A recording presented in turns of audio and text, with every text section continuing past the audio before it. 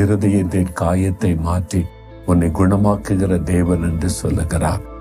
ஆண்டவரிடத்துல உடைய மனம் திறந்த அந்த காயத்தை சொல்லுங்க. இந்த காரியம் என்னை காயப்படுத்தி விட்டது, இந்த வார்த்தை என்னை காயப்படுத்தி விட்டது, இதுதான் என் மனசுல நினைத்து வேதனைப்பட்டு கொண்டே இருக்கிறேன், எனக்கு உதவி செய்யுங்க என்று சொல்லுங்க.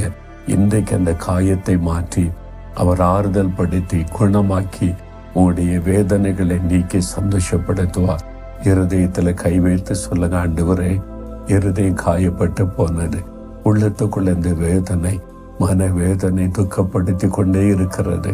கல்வாரி சிலுவையில் இந்த காயங்களை ஏற்றுக்கொண்டீரே, என்னை குணமாக்கும் என்று ஜெபிக்கிற இந்த மகன், இந்த மகளுடைய இருதயத்தை நீர் காயங்களை மாற்றி குணமாக்கி ஆறுதல் படுத்தி தாங்கி நடத்தும்.